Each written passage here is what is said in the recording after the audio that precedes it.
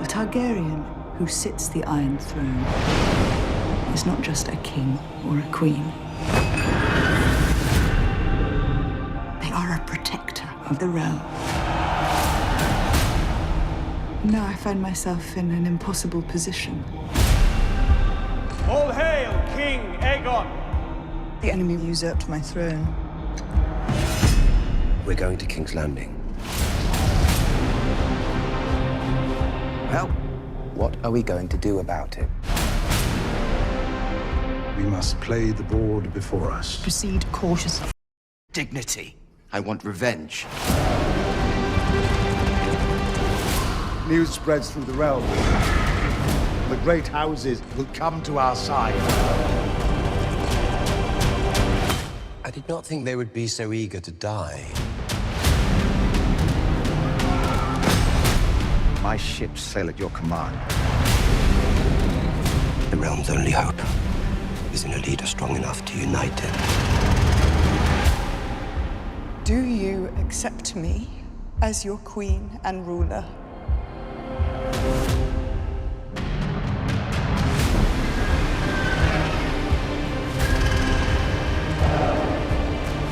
This senseless war must end.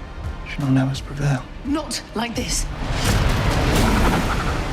Alicent holds love for our enemy. That makes her a fool.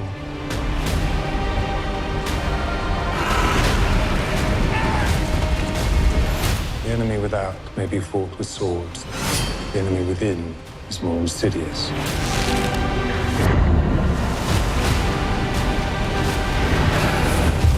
There is more than one way to fight a war.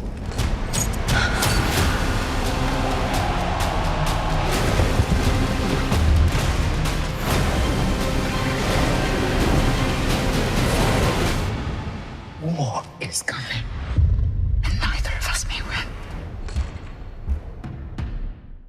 Welcome back, everyone. It's Charlie. HBO dropped a brand new House of the Dragon Season 2 trailer with a bunch of new footage, Easter eggs, and a ton of new dragons. Like, everybody gets a dragon this season. If you're brand new to the channel, I'll be doing videos for all the episodes, so be sure to subscribe to get them. We'll just start at the beginning of the trailer footage and work our way through shot by shot, talk about Easter eggs, WTF moments. There's a lot of new stuff they finally give us some full reveals on in the trailer, especially House Stark, Cregan Stark, with Jace up at the wall.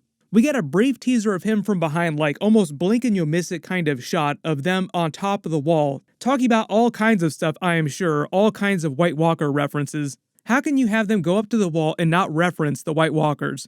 The whole idea with Jacaerys is that one of the places he was sent, to Winterfell, to secure the loyalty of House Stark in the North in the War of the Dance of the Dragons. One of the major reasons why he was a big supporter of hers is because he himself just went through something similar to what Rhaenyra is experiencing right now, with someone else inside the family is trying to usurp the throne from her. Cregan was supposed to become the next Lord of Winterfell, inherit everything in the North. But during the big time jump that happened in the middle of House of the Dragon Season 1, like there's a several-year time jump, during that his uncle in the North tried to usurp House Winterfell from him and become the new lord. He eventually fought and defeated him. They'll probably reference the Long Night, the prophecy of the prince who was promised, the prophecy on the Valyrian dagger that you see Aegon holding in the trailer, because Rhaenyra is one of the only people that knows the actual prophecy, and it's a big deal for her. And during the beginning of the trailer, she actually narrates, it's not just the job of someone who rules the realm to actually be a king, you actually have to be responsible for all the people in it too. Part of that responsibility is meant to be a reference back to the actual prophecy that her father Viserys told her, like this coming of the Long Night, you need to be prepared for what's coming. So now in present day, Rhaenyra is worried about that too, and guess what? Jacaerys has probably heard the prophecy, early theory, because the prophecy is always meant to be told to the oldest living heir who might become the next king after you, and if Rhaenyra is queen, then Jacaerys would be like the next heir after her. So she would totally be in the clear to give him the entire prophecy of the prince who was promised in the Long Night. So that's why I'm expecting a lot of references to that when he goes to meet with Cregan Stark up at the North and they go to the wall to just watch and see what's going on beyond the wall. This scene is also meant to be a parallel for Game of Thrones Season 1 with Jon Snow up on top of the wall looking out over it too. One of the main differences though is that he's wearing ice because ice has not been melted down by the Lannisters yet. R.I.P. Ned Stark. All the White Walkers still around during this time period. They're just kind of dormant up in the lands of Always Winter. They're not quite as active as they are later in the timeline. So the Night King is still busy trying to create more White Walkers and assembling his army slowly. But at the beginning of the trailer, when Rhaenyra is referencing the prophecy, you also see what looks like Daemon walking into an empty throne room in King's Landing, which sounds kind of weird because why would he be in King's Landing? So it might be a vision that he's happening or like a dream that he's having. This scene of the 3 dragon eggs in the fire is meant to evoke a lot of Daenerys Targaryen dragon eggs imagery, like, oh, 3 eggs, are these Daenerys' dragon eggs? The actual scene with the dragon eggs burning together looks like it's happening inside the Dragonmont, though. That's the area on Dragonstone where all the dragons roost.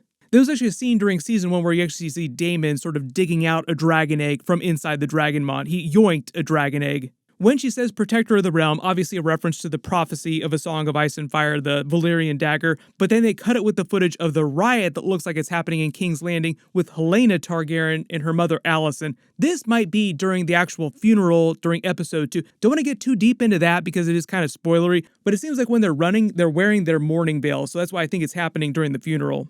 I think this scene of the dragon flying above the forest is actually Baela on Moondancer near the battle at Rook's Rest, or after the battle at Rook's Rest.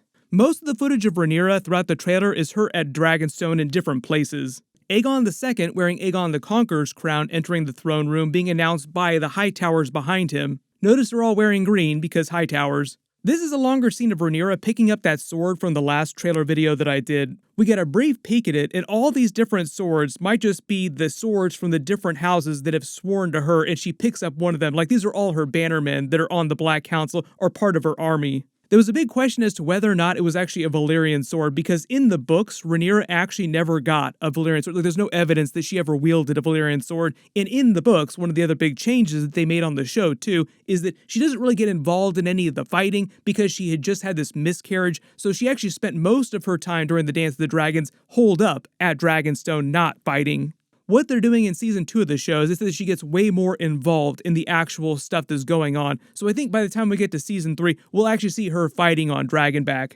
But as for the really big dragon battles that happened during season 2, I don't think that she's going to participate in any of that. We'll see if they might change some of that stuff. But the big dragon battles, I think Rook's Rest, she doesn't get involved in at all. That happens later in the trailer. We'll get to that in a second because you actually see some of the dragon battles happening in the middle of the air. It's going to be really cool. Daemon talking to Rhaenys, saying that he's going to King's Landing wearing his dragon armor that we saw during season 1. This is also a big deal, but this might just be him talking. We'll see if they actually take any dragons to King's Landing. That does happen in the books, but not till much, much later. So I don't think that actually goes down during season 2. I think he's just saying that, and maybe Rhaenys will try to get him to back off of that idea. Like, no, don't do that. Don't do it yet. There are a couple of wide shots of King's Landing from the Red Keep. You see Aemond with his mother Alicent. Otto Hightower starts making a lot of chess metaphors. Part of the idea is that Aegon is like bucking for actual war. Like, let's start the war right now. Let's start fighting them. And it seems like Otto Hightower is still hand of the king at this moment, and he's advising way more caution. Like, no, let's think about this. There's this big map behind them in the small council room.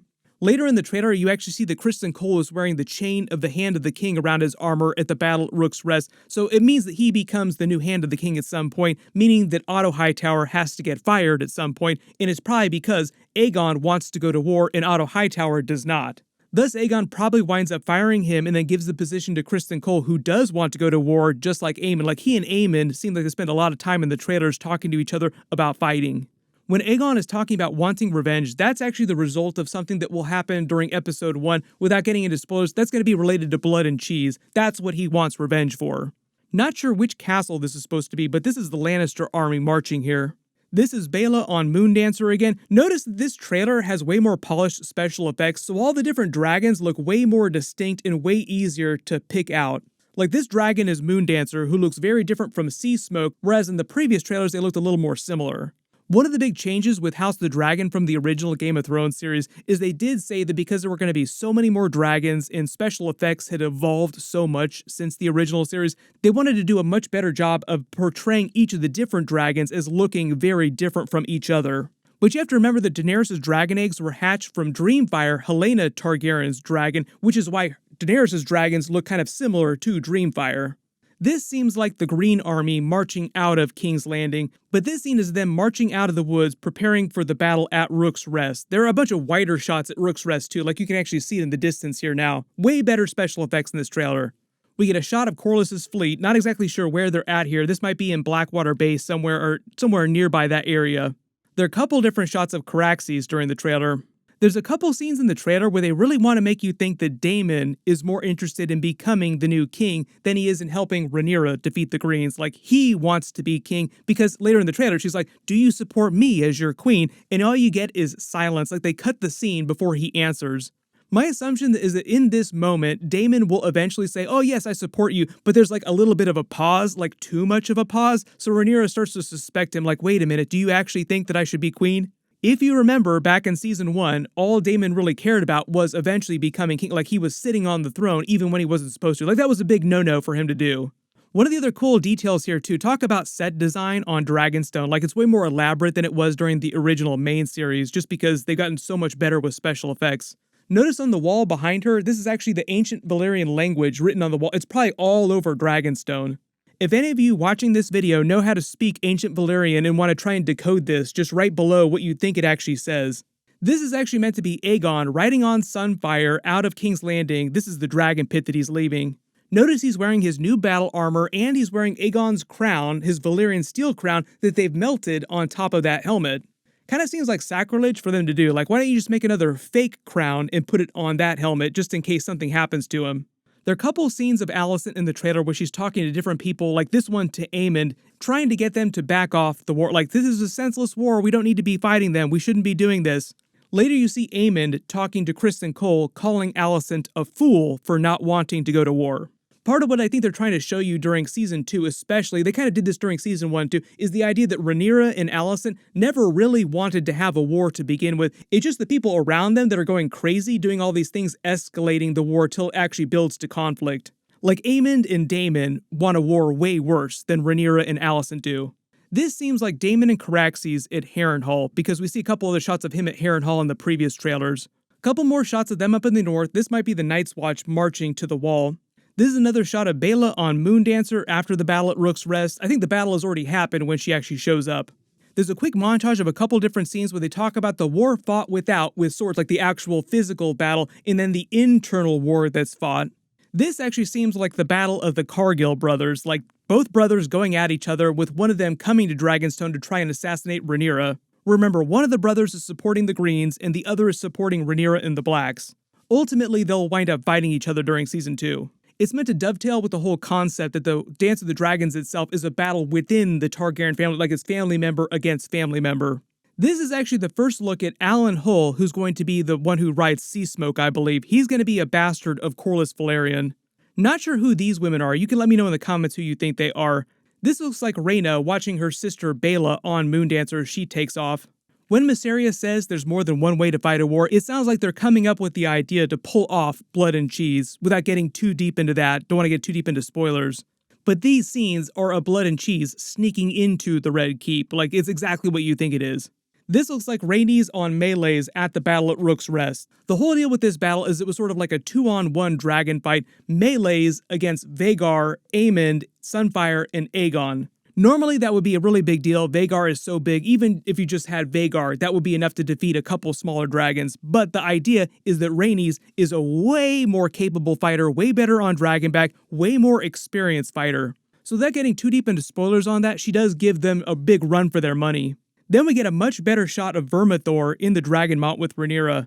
Remember how I said they went to great lengths to actually make the dragons look very distinct? During the one, because of the way they revealed Vermithor, he actually looked very similar to previous dragons we've seen before, but now that we actually get like a full wide shot of him in much better lighting, he does look very, very different.